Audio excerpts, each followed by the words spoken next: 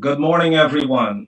It's Friday, September 11th, 2020.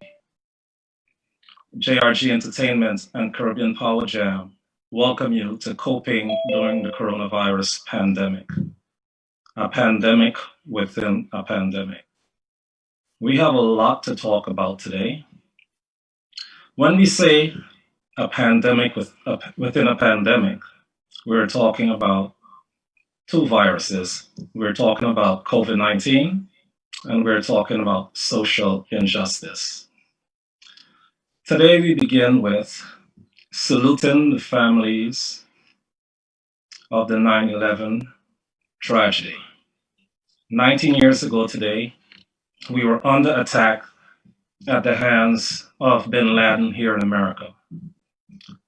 That attack was avenged by our distinguished president, Barack Obama, who ordered a raid by the US Special Forces, killing bin Laden May 2nd, 2011.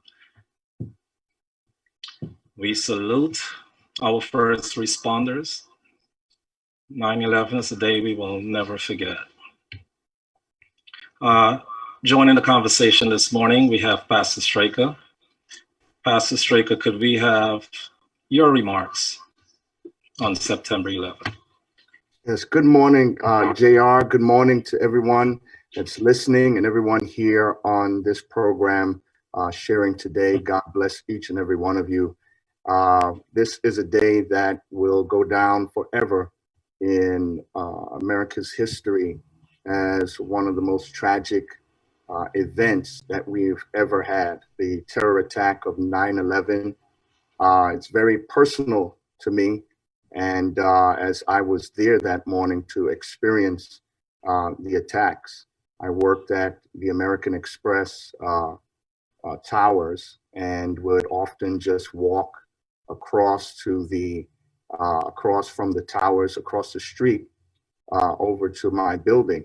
And unfortunately, fortunately, I should say, I was late that morning, like many people that worked in that area.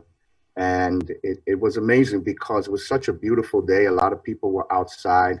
The sky was beautiful. Everything was just going great that morning, other than a few people being late. And I believe it was the providential hand of God that kept many people either outside on a beautiful day or late for work that morning.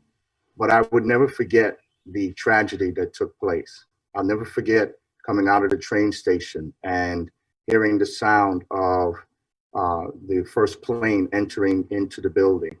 I'll never forget the sounds of people crying. I'll never forget the sounds of bodies that were falling from the areas that were hit, and the sound of the bodies when they hit the ground. It will stay in my mind forever. It was a tragic day. And there was a lot of loss, not only of, I believe, about 2,900, about almost 3,000 Americans that died, but also tragic loss of a significant amount of firefighters. We had a number of firefighters and brave heroes that were on the scene 6 minutes after the first plane hit.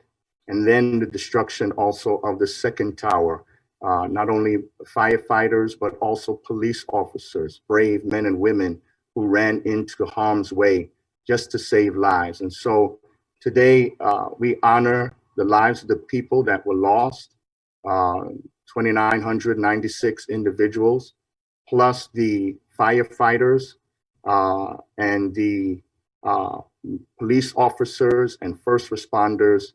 Our hearts goes out to the family. Usually there's a tradition where we come together. I think COVID has kind of changed the way that we would memorialize them today, but we have to honor their lives. We have to honor our heroes that went in to save lives of many other people that had to evacuate the building. And so our thoughts and our prayers goes out to the families, and we continue to lift them up in prayer. This is a day that will be remembered forever in American history, a day that we lost many great Americans. And so we've got to remember we've got to honor, and we've got to also continue praying as people have been affected from the after effects of this attack. There are people that have cancer and other medical issues as a result of the air and things that they breathe in because of the attacks. And so there are countless number of lives that are lost and affected by this day. And we have to remember them, and we have to continue to lift everybody up in prayer. Thank you so much for your remarks, Pastor Straker.